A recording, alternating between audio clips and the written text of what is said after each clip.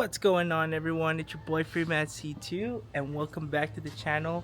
I know it's been a while, but as you can see here, we have new projects and a project that I actually finished offline. So I'll keep you updated on that one in a future video. So the reason why I'm coming back is because we have a small little series coming up, which is actually starting today. And that series is trying to get the FD road ready. There's a lot of leaking happening in the front, and I have a couple of parts I want to install. Coming up is Sevenstock 26, which is this November 16th. Right now it's, as you guys can see on my phone, it's November 2. So we have about 14 days to get the FD ready for the long drive. I'm from Arizona. It's about 4 to 5 hour drive to Irwindale, California. And I'm looking forward to showing the parts I'm going to be installing on this car. And you guys may be wondering, why is there another RX-7 behind me? And all I gotta say is that I'm gonna redeem myself to you guys. I know I stopped my first RX-7 REW swap probably like 80% of the way. I'm here to redeem myself. That's going to happen like later on down the road. But a little hint is that I'm getting a new motor built for this one, and so the motor here will be going into this. So that will speed up the process on this one, get this car running. But it probably won't happen until next year. The goal right now is just to get this car ready for Sevenstock. Okay, so if we open my trunk, if it stands up, hopefully it does, and it doesn't. So I had to pause the camera, do the stick trick just to hold the trunk up. But finally, as we pan down, we have two parts we want to install. And as you guys know, I'm a fan of Nicon Rotary. I've been supporting them since my first RX-7 REW swap, and they've been hooking me up, sponsor me for the parts that I need. And let me reverse my camera and show you the two parts I'm talking about.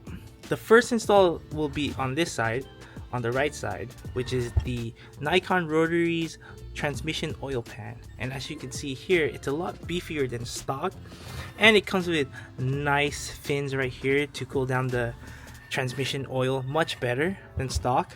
And on the side right here, you have 4 inlets right here. I think these are for maybe oil cooler. This is maybe for a sensor, and this is right here is just the drainage right here. So this will be our first install, since it's much easier. And for our second install will be this Nicon Rotary oil pan right here. This is actually made for the RX-7 REW swaps, but it will work for the FD2 with a little snaking in and removing the old oil pan and putting in the new.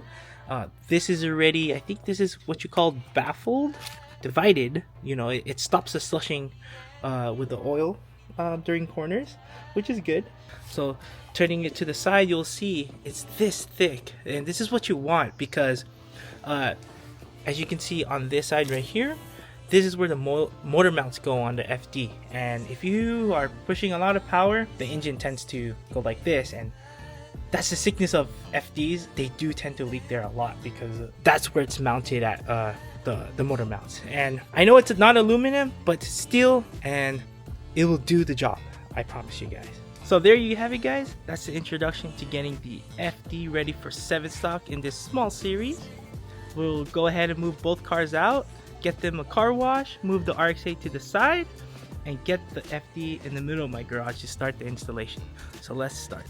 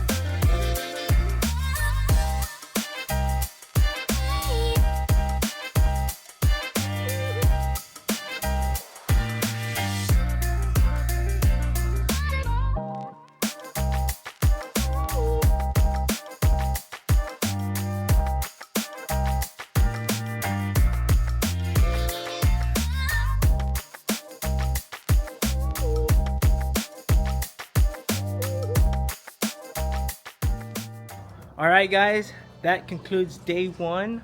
I think that was pretty successful for me. I got the FD in the garage. I should put it on jack stands, but it's pretty late tonight.